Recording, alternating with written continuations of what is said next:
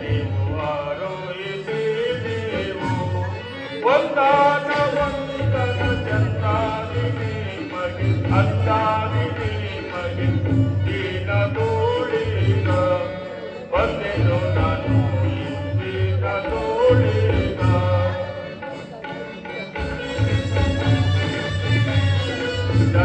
ದರೆಯಂಪಲೇಸುವ ದೊರೆಗೆ ಬಂದ ಕಷ್ಟ ದರೆಯಂಪಲೇಸುವ ದೊರೆಗೆ ಬಂದ ಕಷ್ಟ ಪರಿಹಾರವಿಲ್ಲವೆನು ಕ್ರೂರ ವ್ಯಾಧಿಯನ್ನು ಪರಿಹಾರವಿಲ್ಲವೆನು ವಂದನ ವಂದನ ಚಂದಾದಿ ನಿಮಗೆ ಅಂದಾದಿ ನಿಮಗೆ ಇಂದಿನ ತೋಳಿಗ ಬಂದೆನು ನಾನು ಇಂದಿನ ತೋಳಿಗ ಸಚಿವೋತ್ಪರೆ ನಿಮ್ಮನ್ನು ವಂದಿಸುವನು. ಪೂಜ್ಯರು ನಿಮಗೆ ಶುಭವಾಗಲಿ. ಕುಳಿತುಕೊಳ್ಳಿ ಪೀಠದಲ್ಲಿ.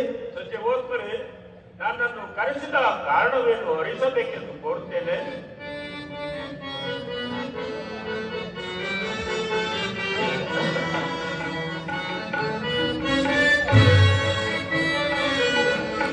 ಕೇಳಿ ಕೇಳಿ ಅರ್ಥ ತಾಳೆ ಕೇಳುವೇನು ನಾ.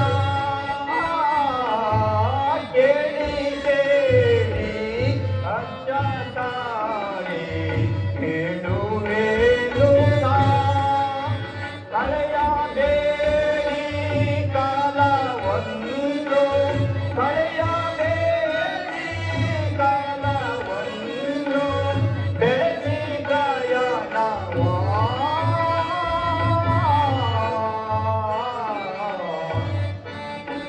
ಮಹಾರಾಯರಿಗೆ ಬಂದಿರುವ ಕಷ್ಟವೇನೆಂತಲೂ ಅದನ್ನು ನಿವರ್ತಿಸಲು ವ್ಯಯ ಮಾಡಿದ ದ್ರವ್ಯವೆಷ್ಟೆಂತಲೂ ತಮ್ಮ ಹೃದಯ ಕಮಲಕ್ಕೆ ವೇದ್ಯವಾದಿದ್ದು ಸರಿಯಷ್ಟೇ.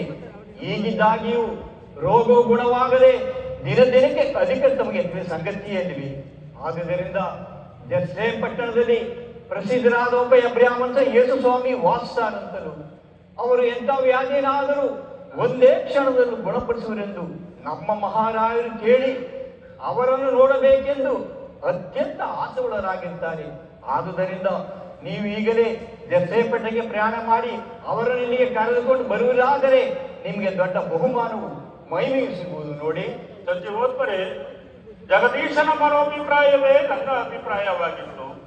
ಅವರು ತಮ್ಮ ವದನದಿಂದ ಪಾಲಿಸಿರುವುದು ಒಂದು ದೊಡ್ಡ ಅತಿಶಯವಾಗಿರುತ್ತೆ. ಆದುದರಿಂದ ತಮ್ಮ ಇಷ್ಟದಂತೆ ಈಗಲೇ ಹೊರಡಲು ಸಿದ್ಧನಾಗಿರುವೆನು. ಸೈನ್ಯ ಹೊರಡಿಸಿರಿ. ಅರ್ಚಕರೇ, ನಮ್ಮ ಚಿತ್ರರಂಗ ಸೈನ್ಯದಲ್ಲಿ ನಿಮಗೆ ಬೇಕಾದ ಸೈನ್ಯ ಕರೆದುಕೊಂಡು ಜೆರುಸಲೇಮ್ ಪಟ್ಟಣಕ್ಕೆ ತೆರಳಿರಿ. ಆಗಲಿ, ತಮ್ಮ ಇಷ್ಟದಂತೆ ಈಗಲೇ ಹೊರಡುತ್ತೇನೆ.